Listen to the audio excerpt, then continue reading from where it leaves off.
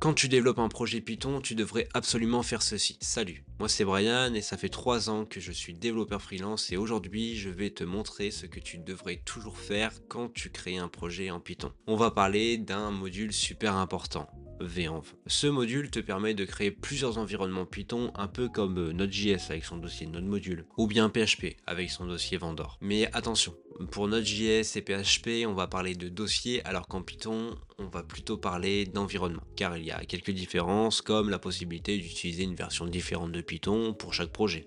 Un environnement virtuel en Python, c'est comme une boîte spéciale, où tu mets des outils sans qu'ils se mélangent avec ceux des autres. Imagine que tu as une boîte de crayons. Dans cette boîte, tu vas y déposer tes crayons, rien qu'à toi. Tu vas y mettre tes couleurs préférées, et tu vas faire en sorte que personne ne puisse les utiliser ou ne puisse changer la couleur de tes crayons. Quand tu ouvres cette boîte, tu peux dessiner sans te soucier de ce qu'il y a dans les autres boîtes. En Python, c'est la même chose. Un environnement virtuel permet de garder tes programmes et leurs outils bien séparés des autres. Avant de commencer ce tutoriel, on va déjà vérifier si Python est installé sur ta machine. Alors pour ma part, j'utilise un Mac, donc je vais taper les commandes pour mon Mac. Il faut savoir que par défaut, sur Mac, Python est déjà installé. Sur Linux, il faudra que tu l'installes toi-même, et sur Windows, il faudra que tu installes toi-même. Tu as différentes façons de l'installer sur Windows. Tu peux l'installer via Internet en allant directement sur le site de python.org ou directement depuis le store Windows. Pour Linux et pour macOS, il faudra du coup rentrer les commandes que je vais taper maintenant.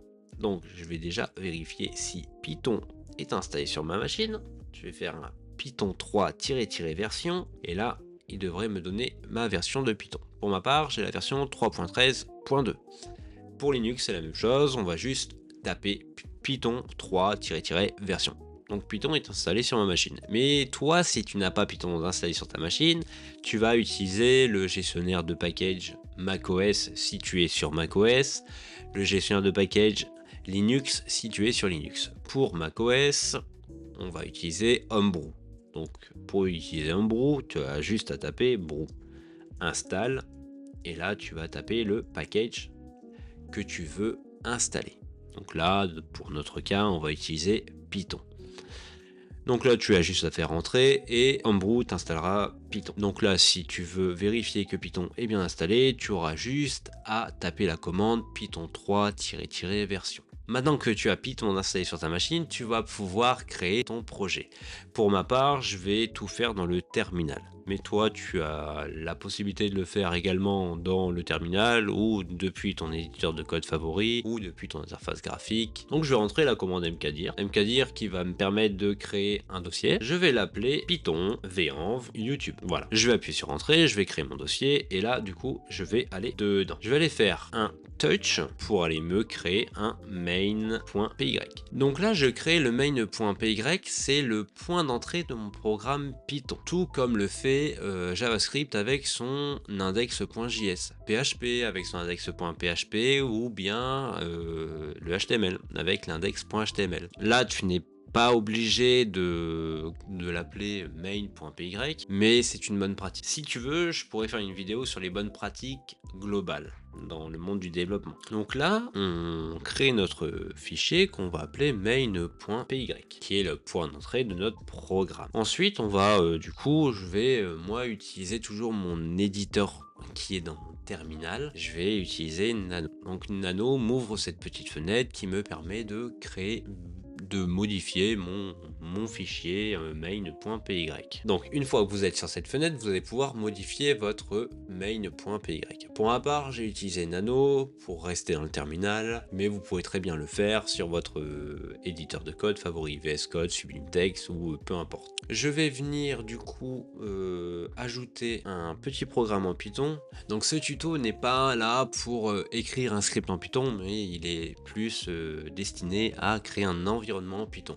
Donc moi, pour ma part, ce que je vais faire, c'est que je vais juste coller un script Python que j'ai déjà à côté de moi. Ce script est simple, en fait, il va du coup importer une librairie qui s'appelle request. Cette librairie va devoir faire un appel API et donc du coup on va pouvoir déclencher cet appel API dès que le programme sera lancé. On a le dev qui définit une fonction et le nom de la fonction qui s'appelle get Chuck Norris joke. Elle récupère des blagues random sur Chuck Norris et si le statut de la réponse est 200, du coup elle envoie sur le terminal une blague, sinon elle envoie une erreur pour dire qu'elle n'a pas pu récupérer cette blague. Donc là, ce qu'on fait, c'est qu'on sauvegarde notre fichier, donc là on quitte, et on aurait tendance à se dire, bon, bah, c'est très bien, on va lancer notre programme que j'appelle main.py, et là, bam, on a une erreur. Alors cette erreur, elle est classique.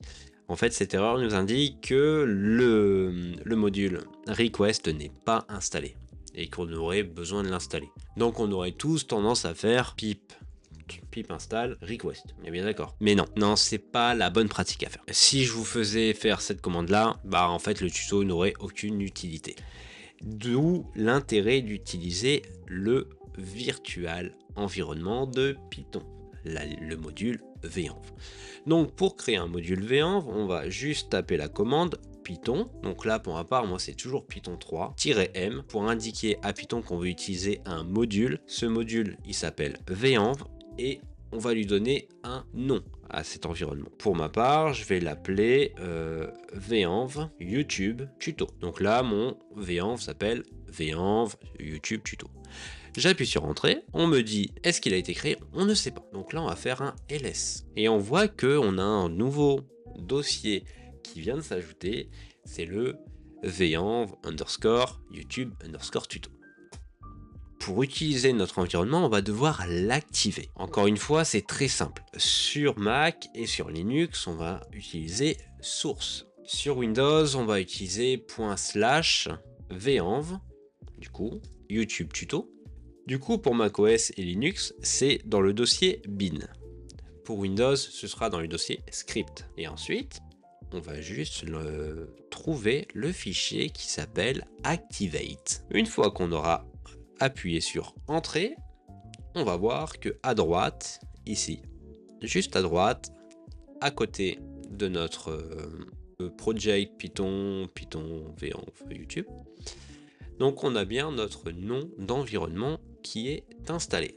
Donc là, du coup, on pourrait principalement déjà pouvoir installer notre request. Mais j'aimerais vous présenter quelque chose. Donc là, je vais moi désactiver avec deactivate. Donc ça, c'est la commande pour désactiver notre environnement. Et là, je vais juste taper une commande qui s'appelle pip list. Et pip list va me ressortir des packages. Et là, notez bien que on a 3 packages. On a packaging, on a pip et on a well. Ils ont tous des versions différentes. Bon, ça, on n'est pas... pour l'instant, on va pas s'occuper des versions, on va juste s'occuper des noms des packages. Du coup, on va réactiver notre source venv YouTube tuto bin activate. Donc, on va réactiver notre environnement Python et on va taper la même commande pip 3 list. Et à votre avis, combien y aura-t-il de packages? Dites-le moi en commentaire. Et ben la réponse c'était un package. On a juste pip.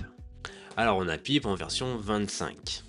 Donc là, maintenant, une fois que on a bien activé notre environnement Python, on va pouvoir enfin installer notre package. On va faire un pip 3 install request. Mais encore une fois, c'est bien de faire ça, mais c'est pas non plus... C'est bien oui et non. Donc c'est bien quand on va installer un package par un package. Mais quand on a un projet qui nécessite d'avoir plusieurs packages, on va utiliser ce qu'on appelle un fichier qui nécessite d'avoir un fichier qui référence tous les plugins du programme. On va reprendre l'exemple de Node.js et de PHP. Node.js pour avoir les librairies qu'il utilise. Donc du coup, pour savoir quelles librairies sont installées, plutôt, on va utiliser le package.json. Avec PHP, on va utiliser le composer.json pour lister tous les packages qui sont utilisés dans le projet.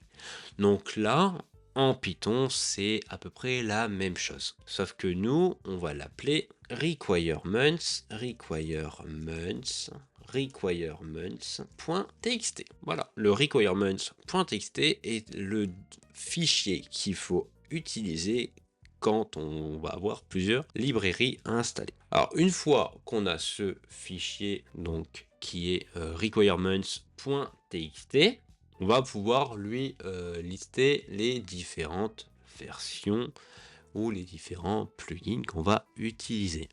Et donc là, une fois qu'on a créé notre requirements.txt, on va aller l'éditer en faisant un nano de requirements.txt. Bien sûr, vous n'êtes pas obligé d'utiliser le requirements.txt pour ce projet.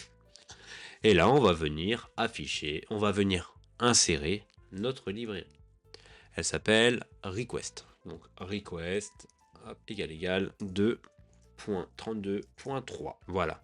Ensuite, on sauvegarde le fichier, on quitte. Et là, ce qu'on va faire du coup, c'est qu'on va utiliser la commande pip3. Donc là, on va utiliser pip. On a toutes les commandes de pip. On va utiliser pip3 install -r pour lui dire qu'on veut un fichier requirements.txt. Et là, il nous a fait quoi?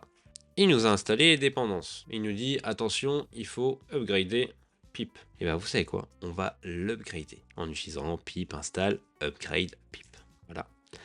Et du coup, là, quand on va faire un pip list, vous allez voir qu'on a request 2.32. On a d'autres librairies qui sont liées à request.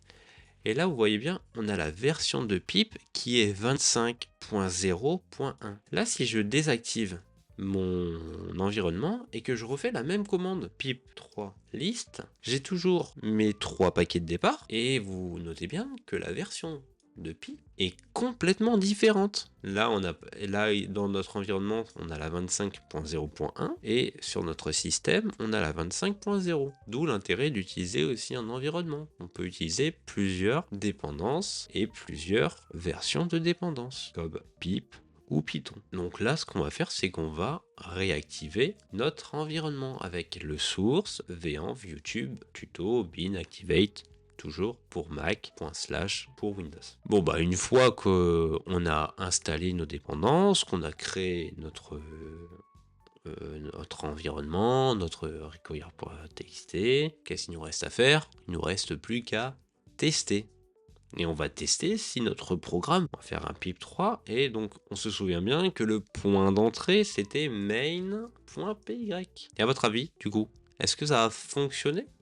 Ou on va avoir encore une erreur? Je vous laisse, du coup, me dire en commentaire. Mais juste avant de vous montrer si ça fonctionne, si vous aimez la vidéo, n'hésitez pas à la liker, à la partager.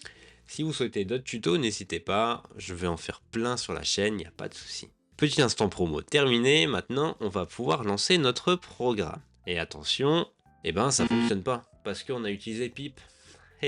Et oui, attention, et voilà, là ça fonctionne. On reteste, et on reteste, et on reteste encore. Et vous voyez bien qu'on a différentes blagues qui s'ajoutent. Et voilà, ton script est 100% fonctionnel. Ciao!